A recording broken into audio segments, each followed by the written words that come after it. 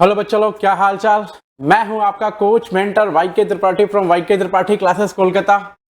And हमारा CMA inter का MCQ का ये वीडियो रहने वाला है। हमने ट्राई किया है आपको कि सारे के सारे एमसीक्यूज जो भी सीएमए इंस्टीट्यूट ने आपको प्रोवाइड किए हैं, be it in past paper form, be it in workbook form और be it in in the study mat form, तो वो जिस जगह भी है, जिस जगह भी अवेलेबल है, हमने उसको आपके लिए, सिर्फ आपके लिए सभी जगह से कंपाइल किया और कंपाइल करके एक जगह रखा है। ठीक है, तो ये जो पहला आप सेगमेंट देख रहे हैं, ये सेगमेंट जो है वो हमारा पास्ट पेपर एमसीक्यूज है। और मैं बता दूं, सच में पास्ट पेपर में 50% एमसीक्यूज तो ठीक ठाक आते हैं एंड 50% एमसीक्यूज जो आते हैं वो थोड़े लेवल के आते हैं, तो आपको थोड़ा पढ़ना पड़ेगा।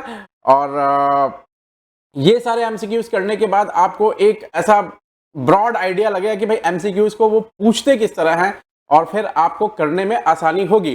तो जो पहली बार देख रहे हैं हमारे चैनल को, please please please please please आपसे रिक्वेस्ट है कि सबको सब्सक्राइब कर देना एंड वाईके त्रिपाठी क्लासेस को प्यार दो यार, बढ़ाओ इसको, आगे बढ़ाओ, आपके साथ हमेशा खड़े रहेंगे हम लोग। एंड जो अभी देख रहे हैं, जो पहली बार नहीं देख रहे हैं, जो रेगुलर देखते रहते हैं, उन सभी लोगों से ये रिक्वेस्ट है कि प्लीज इस वीडियो को अपने दोस्तों तक शेयर करें और उन तक पहुंचाएं। बहुत जरूरी है, क्योंकि पढ़ेगा इंडिया तभी तो बढ़ेगा इंडिया। Sharing is caring. अब जहां तक जाएगी नदी की धारा, वहां तक फलेगा फूलेगा हमारा भारत। तो ये पढ़ाई वाली नदी की धारा है, ये पहुंचनी चाहिए सब तक। और आप मेरे साथ प्लीज बने रहिए। मैं स्टार्ट करता हूं अपना ये वीडियो और हम लोग सच में हम लोग सीखेंगे कि भाई एमसीक्यूज जो है वो अप्रोच कैसे किया जाता है, एमसीक्यूज पर हमारा काम कैसे होगा। तो मैं आपको 2-3 वीडियोस दूंगा एमसीक्यूज पर। पहले मैं ये पास्ट पेपर वाले कुछ वीडियोस दूंगा, उसके बाद फिर मैं वर्कबुक वाले और फिर एसएम वाले वीडियोस भी आपको प्रोवाइड करूंगा। ठीक है, तो चलिए आगे शुरू करते हैं। एक बार प्रेम से कहिए हर हर महादेव, जय शिव शंभू, और भगवान का नाम लेकर के आगे बढ़िए। चलिए, क्योंकि ईश्वर है तो सब कुछ है हमारी जिंदगी में। और दिसंबर 24 एग्जाम, जहां मैंने दिसंबर 24 एग्जाम ऐसा लिखा हुआ, इसके बगल में ओल्ड न्यू कुछ नहीं लिखा हुआ, तो इसका मतलब आपको समझना है कि ये न्यू कोर्स का हमारा एमसीक्यू का बंच है। अच्छा, अगर अगर मैंने ना ओल्ड लिख रखा है, देखो जैसे यहाँ ओल्ड लिख रखा है, तो इसका मतलब ओल्ड कोर्स का है। तो एमसीक्यूज जो ओल्ड कोर्स के न्यू कोर्स में एप्लीकेबल थे उसको भी मैंने पिक किया है, और जो नहीं थे उसको मैंने डिलीट कर दिया है for the sake of convenience and ambiguity, की आप वो एम्बिग्यूटी ना आए और आप कंफ्यूज ना रहें। ठीक है, तो प्यारे बच्चों, अपने माता पिता की आंखों के तारे बच्चों और मेरे सबसे दुलारे बच्चों, चलो स्टार्ट करता हूं। मैं आपका बड़ा भाई आपके साथ हूं हमेशा एकदम। चलिए, पहला जो हमारा एमसीक्यू है वो है a company is a going concern if. अब सबसे बड़ी बात यह है कि गोइंग कंसर्न का जो डेफिनेशन है वो क्या कहता है। गोइंग कंसर्न का डेफिनेशन है, कहता है कि गोइंग कंसर्न हम किसी चीज को कब बोलेंगे, गोइंग कंसर्न हम किसी चीज को तब बोलेंगे जब company foreseeable future, company foreseeable future future में ना तो कंपनी का कोई मन है, ठीक है, ना तो कंपनी का कोई मन है कि वो ऑपरेशन कर्टेल करेगा, कर्टेल दी ऑपरेशन, ना ही इंटेंशन है। ठीक है, ना ही इंटेंशन है कि वो ऑपरेशन कर्टेल करेगा। तो अगर ये चीज होता है तो वो गोइंग कंसर्न है। तो आप इसमें देखो, चेक करो, it's balance sheet showed a strong financial position, इससे कोई मतलब नहीं है भाई। It's income statement for the current year shows huge profit, इससे भी कोई मतलब नहीं। अगर प्रॉफिट ह्यूज है, कल उसको बिजनेस बंद करना तो बंद कर देगा। बैलेंस शीट में स्ट्रॉन्ग फाइनेंशियल पोजीशन है, कल उसको बिजनेस बंद करना तो बंद कर देगा। सीधी सी बात है। There is no evidence that it will, evidence नहीं है। Neither intention nor the necessity, जो वर्ड है ना वैसे कुछ करके है, नाइदर इंटेंशन और नॉर द नेसेसिटी। नेसेसिटी नहीं है, ना ही इंटेंशन है। Neither intention nor the necessity, neither intention nor the necessity, neither intention.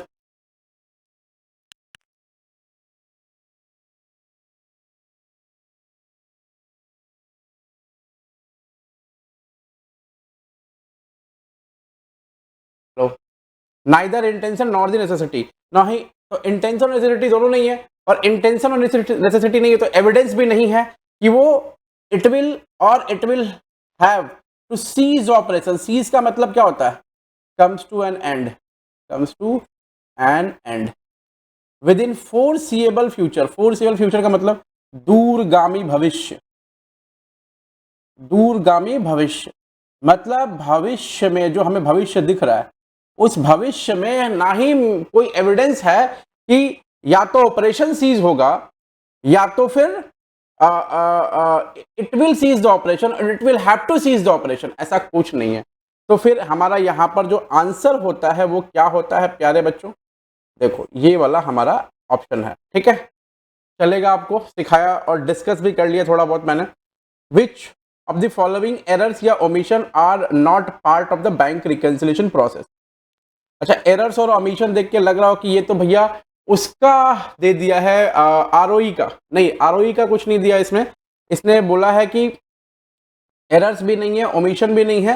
Errors and omission are not part of the bank reconciliation process, मतलब नीचे दी गई गलतियों में से या फिर नीचे दी गई त्रुटियों में से कौन सी ऐसी त्रुटि है, ठीक है, जो बैंक रिकंसिलिएशन स्टेटमेंट का पार्ट फॉर्म नहीं करेगी। बस इतना ही है।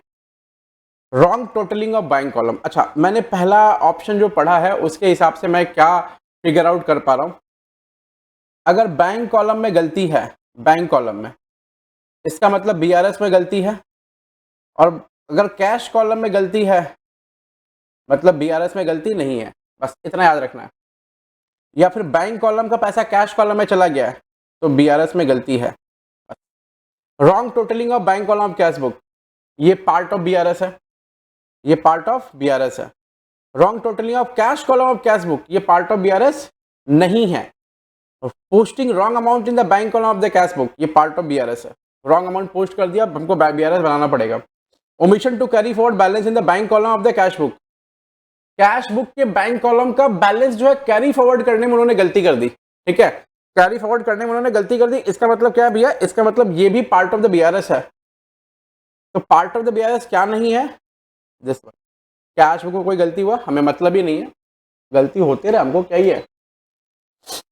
विच of the following is true about financial statement, बोला फाइनेंशियल स्टेटमेंट के बारे में ना क्या इसमें से ट्रू है। देखो दो चीज, यस समरी देता है फाइनेंशियल स्टेटमेंट अकाउंट्स का। दूसरा can be stated as recorded facts. सुनो ना, फाइनेंशियल स्टेटमेंट को हमेशा एक एविडेंस के तौर पे देखा जाता है हर जगह, ठीक है, तो ये रिकॉर्डेड फैक्ट्स है।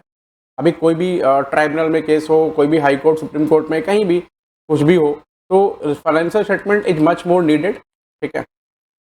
और वो समरी ऑफ अकाउंट्स भी, आप पूरा अकाउंट्स खंगालने से ज़्यादा वो फाइनेंशियल स्टेटमेंट देखते हैं तो आपको एक ओवरऑल पिक्चर जो है वो फ्लो होता है आपके यहाँ पे, ठीक है।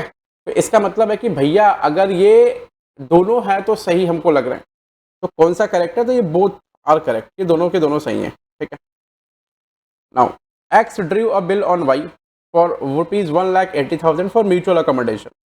म्यूचुअल अकोमोडेशन के लिए बिल ड्रॉ हुआ, एक्स वाई के ऊपर बिल ड्रॉ हुआ। फटाफट जैसे परीक्षा में सवाल आएगा तुरंत के तुरंत आप ऐसा डायग्राम बनाना स्टार्ट करना। वाई के लिए बी आर होगा और एक्स के लिए बीपी होगा। अच्छा, म्यूचुअल अकोमोडेशन है तो पैसा कौन पेमेंट करेगा? फाइनली ये पे करेगा, ठीक है, याद रहेगा आपको। अब देखो ना, बिल ड्रॉ हो गया कितने का? 180 का, ये 180 का बिल ड्रॉ हुआ, ठीक है। 2:1 का अकोमोडेशन रेशियो है, 2:1 का अकोमोडेशन रेशियो, इसका मतलब है कि 2/3 एक्स का है, यानी 120 आएगा, 3 छक्का 18, 6 दूनी 12, और 1/3 ऑफ 180 इसका आएगा, बी का, वाई का आएगा, तो वो आएगा 60,000, ये वाई का आएगा। इतना तक समझ में आ गया? X got it discounted for 169,200 and remitted 1/3 proceeds to Y, ठीक है, वो 169,200 पर डिस्काउंट कराया और इसका 1/3 भेज दिया किसको? वाई को। और 1/3 इसका कितना होगा?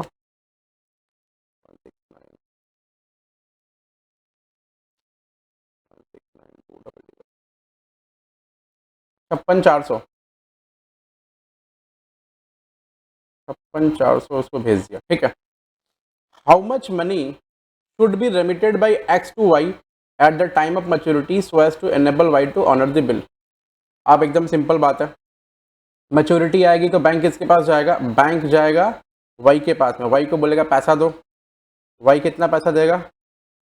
वाई अपने हिस्से का 60,000 देगा, प्लस वाई को एक्स से कितना मिलेगा? 1,20,000, तब जाके 180 होगा और ये y 180 पेमेंट कर पाएगा। इसका मतलब है कि y कितना देगा, तो 1 लाख, y के पास कितना पहुंचेगा x के द्वारा, तो 1,20,000। तो हमारा ये आंसर हो गया। ठीक है, next, firm had a capital balance of 1 lakh, 1 lakh का कैपिटल बैलेंस है फर्म के पास में at the beginning of the year. 1 lakh का कैपिटल बैलेंस है फर्म के पास में at the beginning of the year. At the end of the year the firm had a total asset of 1,50,000। ओ भाई क्या बोल रही है, चलो देखते हैं। इसको पहले चाहिए क्या, पहले ये देखो। सबसे पहले जब एमसीक्यू पढ़ेंगे ना, सबसे पहले उसको चाहिए क्या, पहले ये सोचना। तो सबसे पहले चाहिए उसको ये प्रॉफिट लॉस कितना हुआ है। अब ओपनिंग कैपिटल क्लोजिंग कैपिटल दिया हुआ है, इसका मतलब आपको वो कंपैरिजन मेथड से निकालना है क्या प्रॉफिट लॉस कितना हो रहा है, जो भी है व्हाटएवर इट इज। चलो चेक करो क्या दिया है, प्रॉफिट लॉस निकालना है। अच्छा ठीक है, तो बोला है कि ओपनिंग कैपिटल दे रखा है इतना 1 लाख रुपया। At the end of the year firm का एसेट इतना है और लायबिलिटी इतना है at the end of the year. इसका मतलब क्लोजिंग कैपिटल निकल जाएगा इजीली, बढ़िया बात है भैया। टोटल विड्रॉवल्स मतलब ड्रॉइंग्स दे रखा है 30,000 रुपया, आपको प्रॉफिट लॉस बताना है, एकदम सिंपल है। सबसे पहले फाइंड आउट करो closing capital. Closing capital equal to assets minus liability. ये एसेट माइनस लायबिलिटी यानी क्लोजिंग है, ये सब क्लोजिंग है, ये सब क्लोजिंग है। एसेट्स माइनस लायबिलिटी ये सब क्लोजिंग। मैं थोड़ा जूम कर देता हूँ, थोड़ा सा दिखेगा आपको।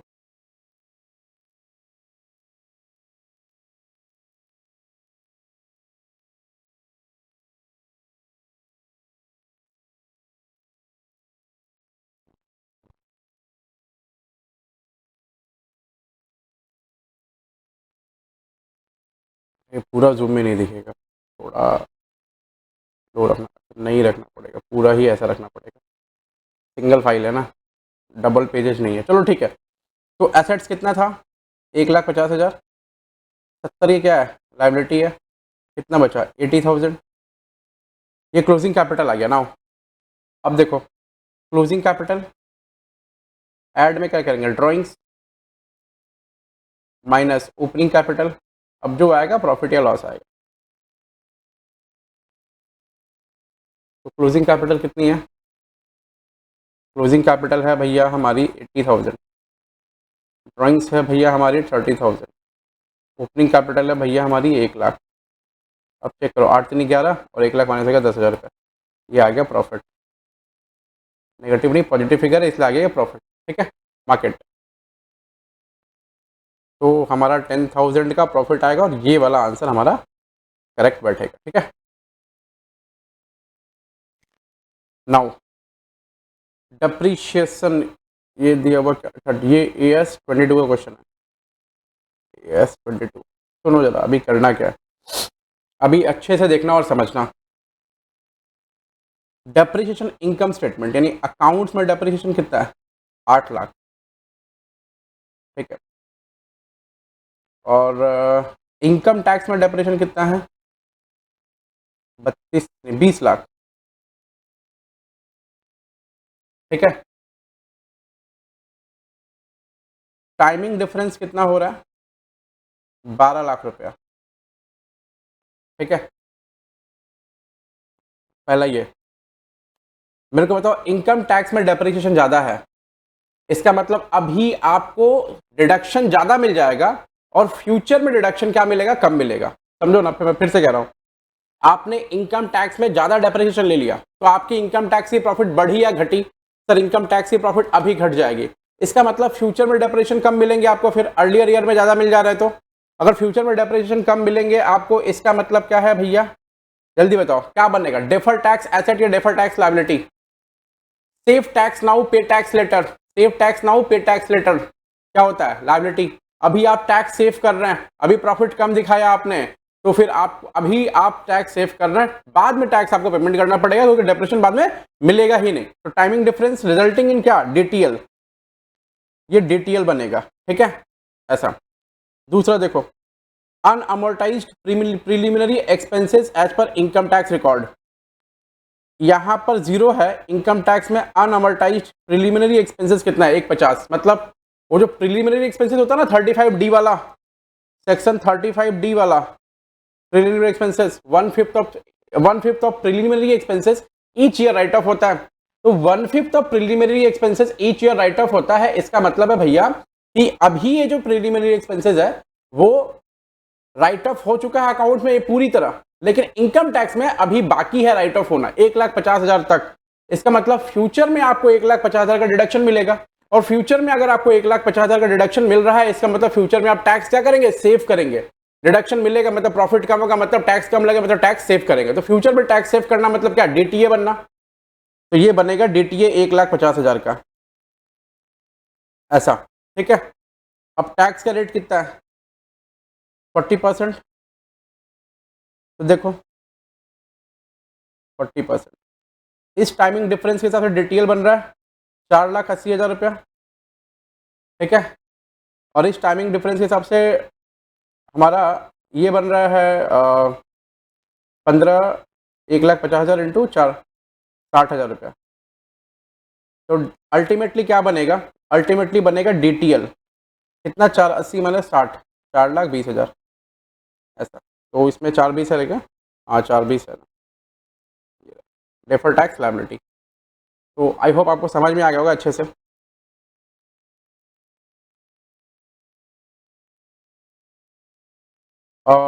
नेक्स्ट आना, प्रोविजन फॉर डाउटफुल डेट है 1 अप्रैल 23 को 14,000 रुपया, 14,000। एक प्रोविजन फॉर डाउटफुल डेट का ना लेजर बना लो, पीबीडीडी, जूम कर देता हूँ मैं।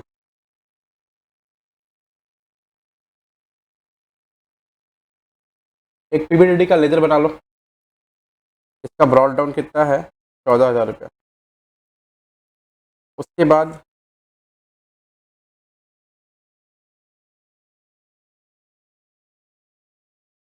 बैड डेट है हमारा 23-24 में 9,500 रुपया, इसको मैं ऐसे ही रखता हूँ, 9,500 रुपये का बैड डेट है, 9,500 का बैड डेट है। और फर्दर बैड डेट भी दिख रहा है मेरा कितना, 2,500 रुपये का। तो टू बैड डेट पीबीडीडी अकाउंट में 9,500 प्लस 2,500, 9 2 11 12,000 रुपया, ऐसा। उसके बाद में सन्ड्री डेटर्स है 3/25 क्लोजिंग। तो डेटर्स अगर 3/25 है क्लोजिंग, उसमें से 25 तो माइनस करते हैं फर्दर बैड डेट, तो डेटर्स हमारा कितना बचेगा, 3/25 3,22,500। अब क्या रहा है, then provision for doubtful debt will be debited to PL account. ये पूछ रहा है कि पीएल में कितना डेबिट होगा, तो ये 3,22,500 आ रहा था ना, इंटू 5% कर लो, कितना आएगा, 16,125। तो यहाँ टू बैलेंस डी दिखाएंगे, 16,125, ये बैलेंस करो, इन दोनों को जोड़ के इसको घटाओ, जितना बचेगा वो शो होगा, प्लस 12,000 माइनस 14,000, अरे यार, प्लस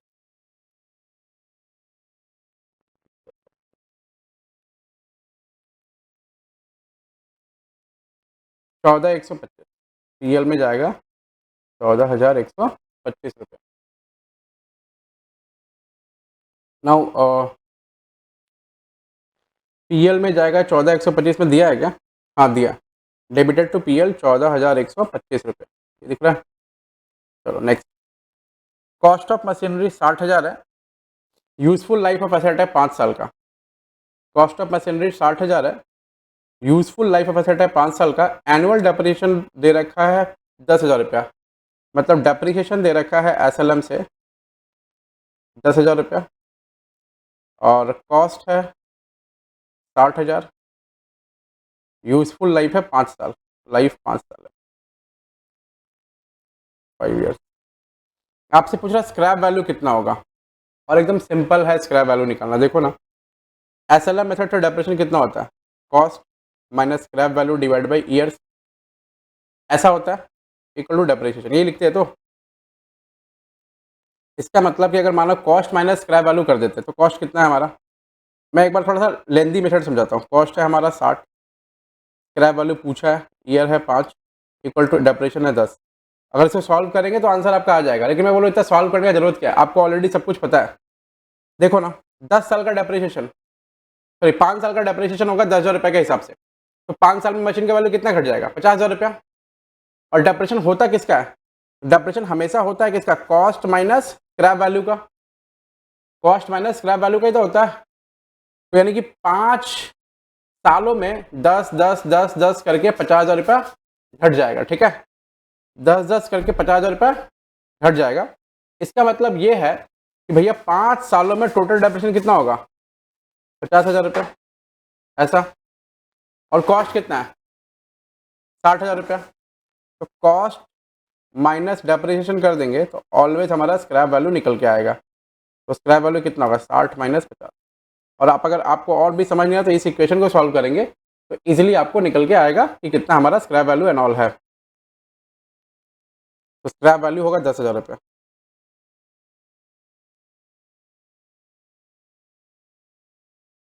उसके बाद company deals in 3 products X Y और Z which are neither similar nor interchangeable at the time of closing of its account. ना ही सिमिलर है ना ही इंटरचेंजेबल है, अलग अलग आइटम है। अच्छा, हिस्टोरिकल कॉस्ट और एनआरवी दिया हुआ है। आपसे पूछ रहा है कि वैल्यू ऑफ क्लोजिंग स्टॉक क्या होगा। आपको पता है कि इस तरह के केस में अगर इंटरचेंजेबल और सिमिलर ना हो प्रोडक्ट तो एनआरवी हमको और कॉस्ट हमको अलग अलग कंपेयर करना पड़ता है। अगर सेम सिमिलर प्रोडक्ट होता, मान लो सब कुछ रुमाल ही होता या सब कुछ टॉयज होता, ठीक है, या सब कुछ मान लो पेन्स होता, तो हम ये टोटल जोड़ते और दोनों में क्या लोअर होता हम लिखते। ना तो ये सिमिलर है ना तो ये इंटरचेंजेबल है। तो इसका मतलब है हमको अलग अलग चेक करना पड़ेगा कि अलग अलग कैसे आ रहा है ये वैल्यू। तो इस केस में दोनों में लोअर कौन सा है? कॉस्ट या एनआरवी? कॉस्ट और NRV, whichever is lower. इन दोनों में लोअर कौन सा है? 14। इन दोनों में लोअर कौन सा है? 16। इन दोनों में लोअर कौन सा है? 8। टोटल वैल्यू कितना हो गया? 14 और 16, 30 और 8 38। तो 38 होगा हमारा आंसर। 10 नंबर। In case of club the excess expenditure over income, excess expenditure over income is called surplus या डेफिसिट। एक्सेस एक्सपेंडिचर, एक्सपेंडिचर ज़्यादा है इसका मतलब डेफिसिट है वो। बोला which of these statement is not true. इसमें से कौन सा ट्रू नहीं है? नॉट ट्रू, सही कौन सा नहीं है, गलत खोजना है, यानी आपको फॉल्स खोजना है हमेशा। तो फॉल्स खोजो। Accumulated PL GR are transfer to old partners capital account, yes transfer होता है, यानी ये ट्रू है। Asset and liability to be shown in the balance sheet at old value, memorandum revaluation account is to prepared. तो अगर हमको partnership में asset and liability को ओल्ड वैल्यू पे शो करना है तो हम लोग क्या करते हैं? एमआरए बनाते हैं, मेमोरेंडम रिवैल्यूएशन अकाउंट। ये भी इसका मतलब ट्रू है। Profit on revaluation is transfer to capital account of old partner in equal ratio. तो रिवैल्यूएशन का जो प्रॉफिट आता है ओल्ड पार्टनर के बुक्स में किस पे शो होता है? वो हमेशा शो होता है किस पे सर? हमेशा ट्रांसफर होता है ओल्ड रेशियो में। इसका मतलब ये फॉल्स है। और रिवैल्यूएशन नॉमिनल अकाउंट होता है, ये भी ट्रू है। तो इसका मतलब कौन सा लेना है? ये वाला लेना है।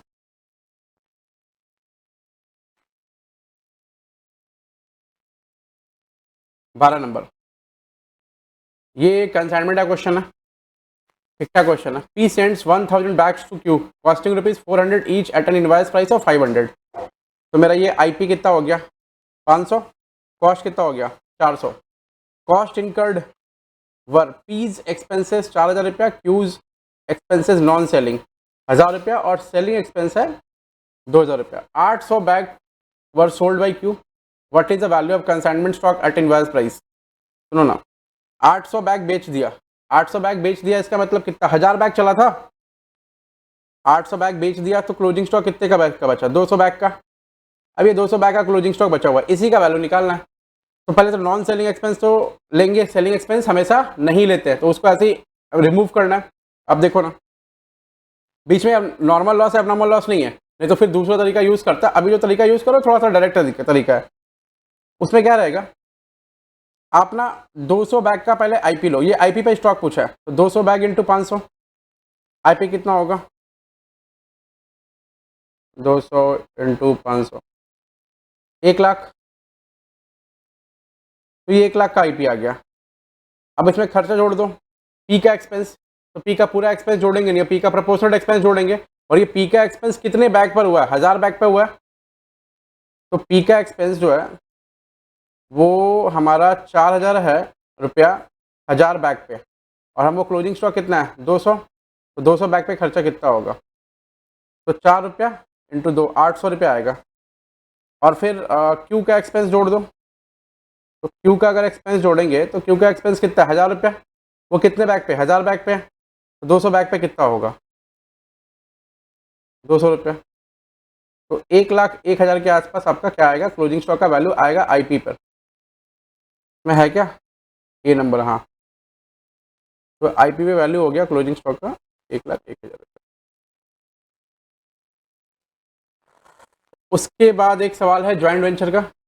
ज्वाइंट वेंचर का सवाल क्या बोल रहा है, ज्वाइंट वेंचर का सवाल बोल रहा है कि X and Y entered into a joint venture to undertake the public issue of ABC limited.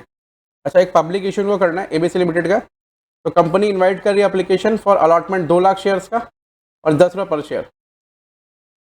तो ठीक है, तो ये एप्लीकेशन कितना है टोटल, एप्लीकेशन है 2 लाख शेयर्स का। Issue was subscribe to the extent of 90%, इसका 90% सब्सक्राइब हो गया, यानी 180। Remaining were taken by Y, Y कौन था, और एक्स एंड वाई दो लोग थे, तो वाई ने ले लिया कितना 10%, यानी 20,000 ले लिया।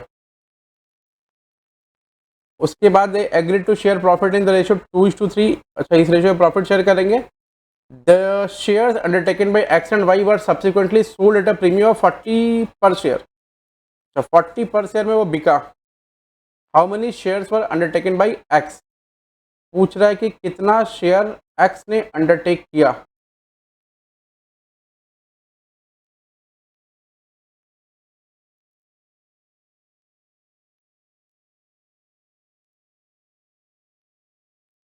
$20,000 शेयर्स।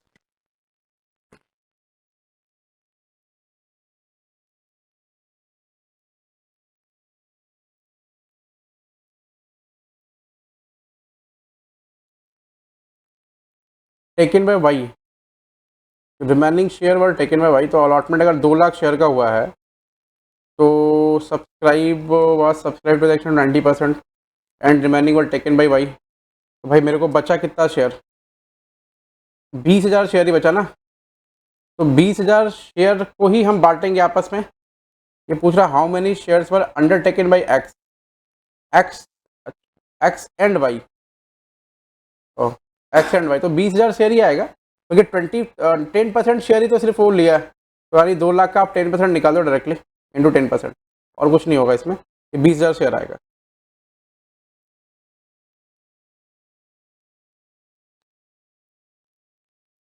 उसके बाद आया match the following. Match the following में आपको पूछ रहा है इंडिया 16, AS10, AS12, एक बार ये पढ़ लो statement. Qualifying asset will never include biological asset, ये इंडिया 23 है। जैसे अपना borrowing cost AS16, government grant AS12 है। No recognition criteria for fixed assets are laid out, India 16 में कोई फिक्स एसेट नहीं होता, वो पीपीई होता है उसमें, और वो पीपीई होता है, तो ये इंडिया 16 है।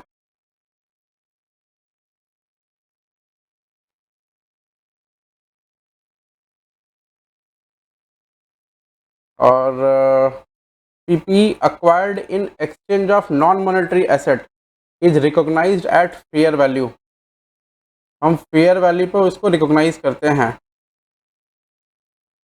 तो इसका आंसर होगा, इसका आंसर का मैचिंग क्या दिया हुआ है,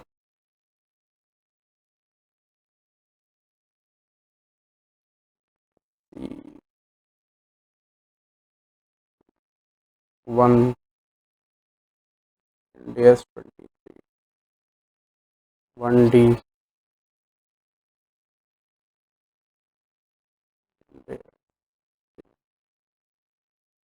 ये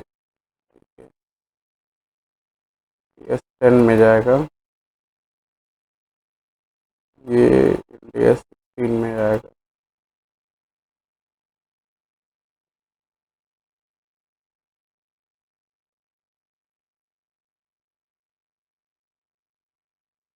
सी number answer would be correct. DCBA। तो इसका ना आंसर पढ़ने का तरीका भी थोड़ा डिफरेंट रहेगा। हाँ, आप इसको समझो कैसे। ये 1 के लिए है, 1 का D, ये 2 का C है, 2 के लिए ये C है, और ये 3 का B है, तो 3 के लिए B वाला गवर्नमेंट ग्रांट, और 4 के लिए A वाला है, ऐसे करके। तो ये इस तरह जाएगा। नहीं नहीं, 14 नंबर C, ये 14 नंबर आंसर C ही है, ठीक है। तो इसको थोड़ा माइन्यूटली पढ़ना परीक्षा में तो ज़रूरी है, नहीं तो गलत हो जाएगा, चांस ज़्यादा है गलत होने का। State which of the following statement is correct. Correct statement आपको चाहिएगा। Operation lease is revocable contract. ऊपर से देखते हैं। Stock and data system of maintaining branch account is for independent branch, ये फॉल्स है, क्योंकि डिपेंडेंट ब्रांच में 3 मेथड है ना। इंडिपेंडेंट ब्रांच से छोड़ ही दो, वो तो अलग ही बनाता है। Buyer gets a immediate position but not ownership of the asset under instalment payment system. Hire purchase में बायर को इमीडिएट पोजीशन मिल जाता है और ओनरशिप नहीं मिलता है, ठीक है। लेकिन इंस्टॉलमेंट पेमेंट सिस्टम में क्या होता है, उसको ओनरशिप मिल जाता है, तो खाली क्या करना है, रेंट लीज पेमेंट भरना है, ठीक है। तो ये स्टेटमेंट क्या है, ये फॉल्स है, मतलब ओनरशिप उसको मिल जाता है ऐसा। Unusual item and defective item same है भाई, ये भी फॉल्स है, सेपरेट लिखा हुआ। Operation lease is always revocable. अब एक चीज बात समझ लो कि मान लो इंस्टीट्यूट क्वेश्चन पूछे तो ये ना AS 19 के हिसाब से रिवोकेबल होता है, मतलब कॉन्ट्रैक्ट तोड़ सकते हैं बीच में ऐसा। लेकिन इंड AS के हिसाब से ना ये रिवोकेबल नहीं होता है।